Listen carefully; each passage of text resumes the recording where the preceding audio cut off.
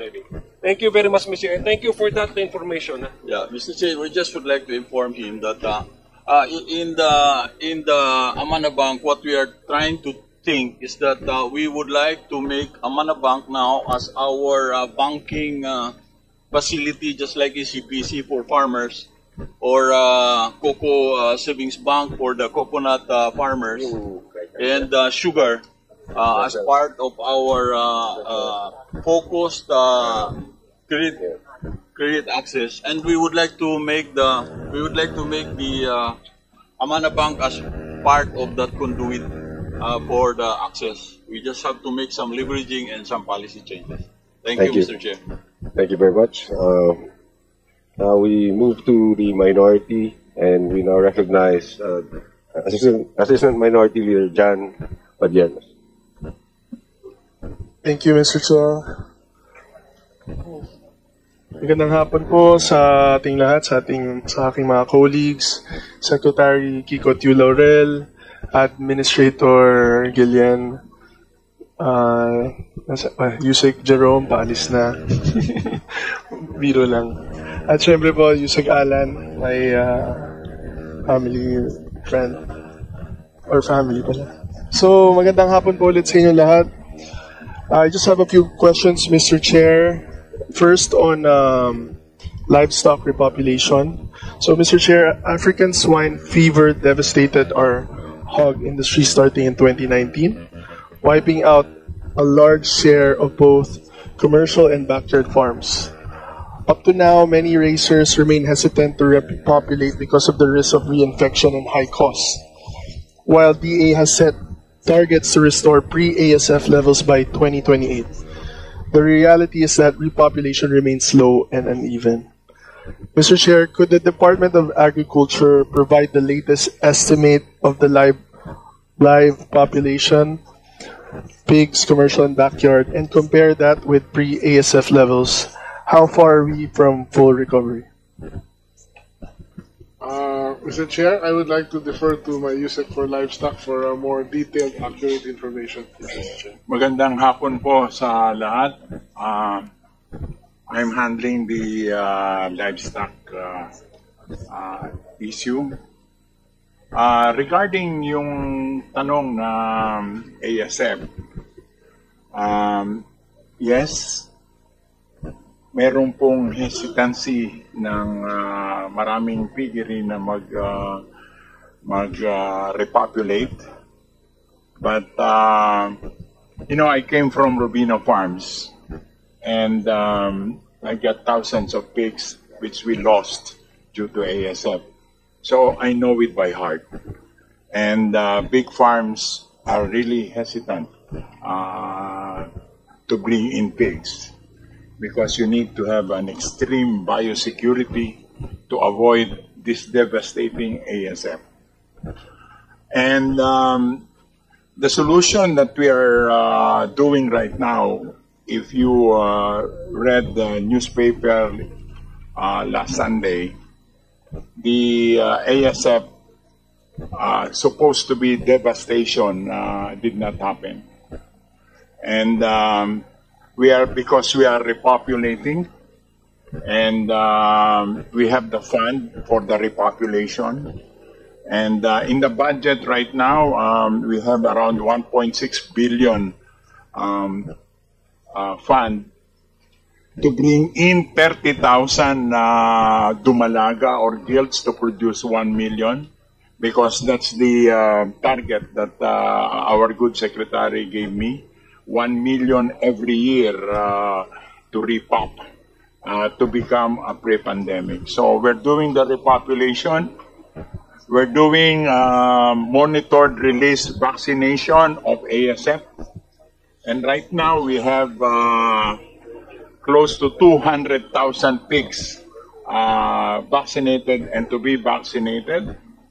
And 3, we came out with a very strict control of checkpoints para hindi mag-ping-pong ang sakit from the north and the south. So we expect that the repopulation will take place and to fill up the shortage of pigs. Follow-up question, Mr. Chair. Meron po ba tayong mga grants, subsidies, or support packages for smallholders who lost their pigs to ASF, including cost of animals, feed, veterinary support, or infrastructure, like fences, biosecurity measures? Yes, sir. Mr. Chair, yes, we have an indemnification program, and our secretary increased it to 12,000 for grower, 8,000 for grower, and 12,000 for sow. And if the livestock bill is approved, then we have more fund to indemnify those pig owners who will get hit by the disease, Mr. Chair. That's good to hear, Mr. Undersecretary. Mr. Chair, last follow-up question on that point. What protocols are in place to ensure imported pork or live pigs feeding stock are tested for ASF or approved by relevant authorities to avoid introducing the disease? We have a very intensive monitoring by our ASF focal group. And once we get a feedback that there is a disease condition in a particular province, we immediately proceed to the province and do testing. And we have, if the farm or the province is infected, we avoid movement of pigs. But at this point in time, we are quite successful with our monitoring and checking of the pigs, that most of the provinces now have turned from red zone, which is infected, to pink zone. So we are on the way to our repopulation because of the several measures that our DA have done. Thank you, Mr. Chair. On poverty and farmer income, Mr. Chair, according to PSA data, poverty incidence among farmers and fisherfolk remains at around 30%, far higher than the national average of 22%.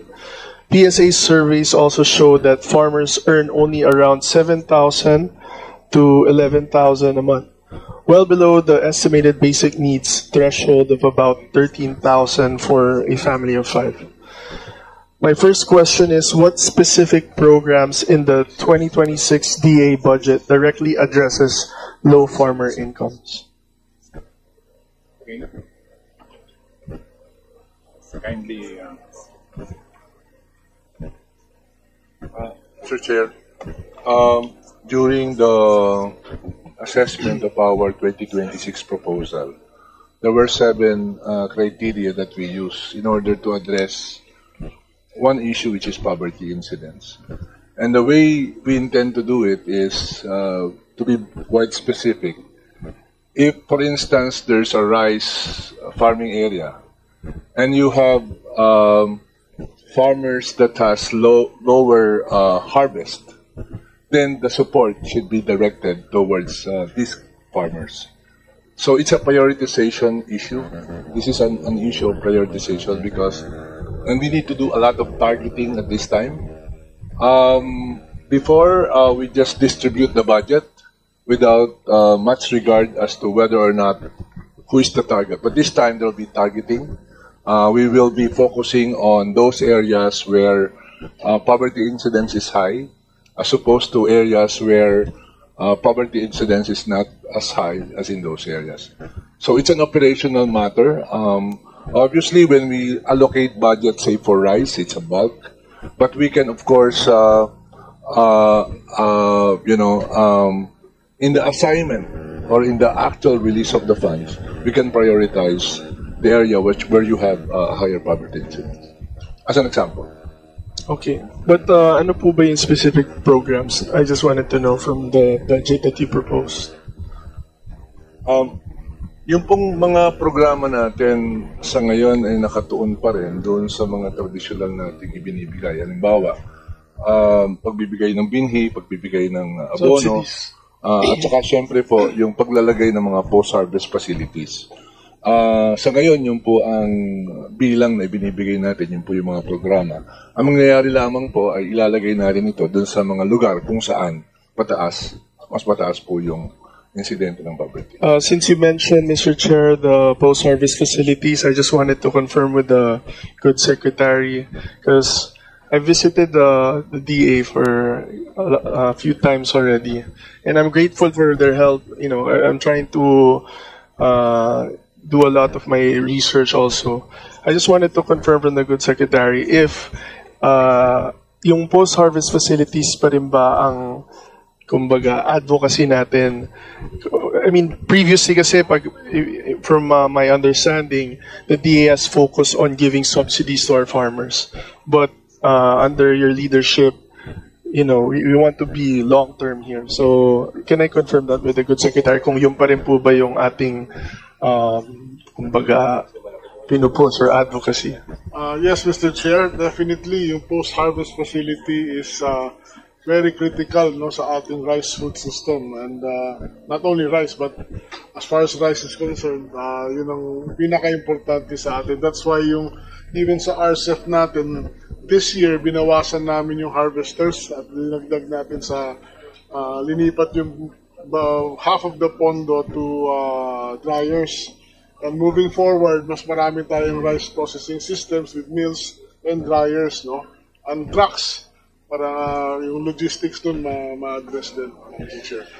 Mr. Chair, my province, my home province is the province of Nueva Ecija, and kilala po tayo bilang Rice Granary of the Philippines. So, gusto ko lang po sana ng update. Do we have we put or how much budget have we actually put in Nueva Ecija, and Region 3 being the largest in terms of tons of rice po na po produce. Kasi last time po, when this administration started, may napag-usapan po ng mga silo, installation of additional silos, storage for our rice. I just wanted to know the status of that.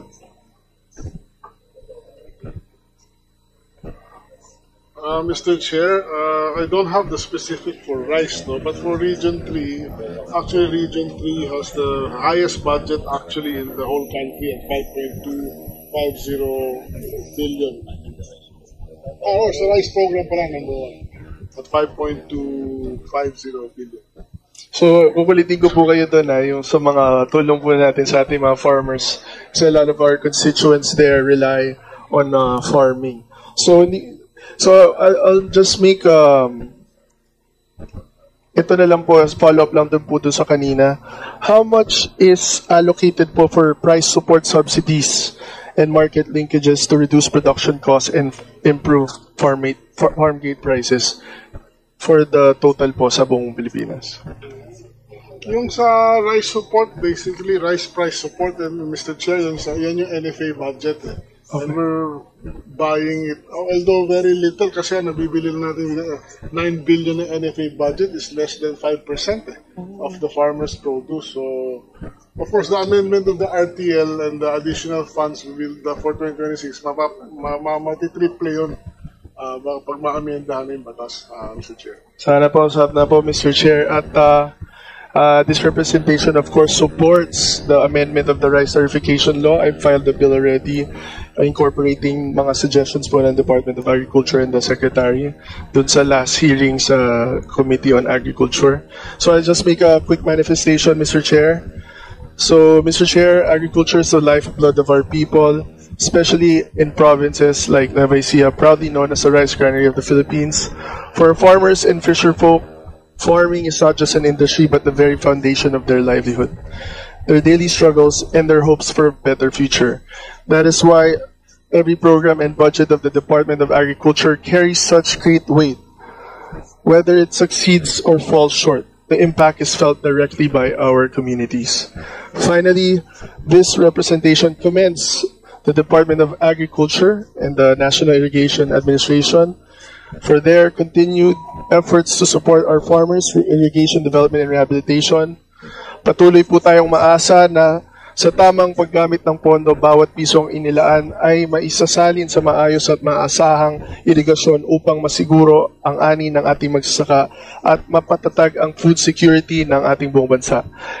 And therefore, I fully support, this representation fully supports the proposed budget of the Department of Agriculture in being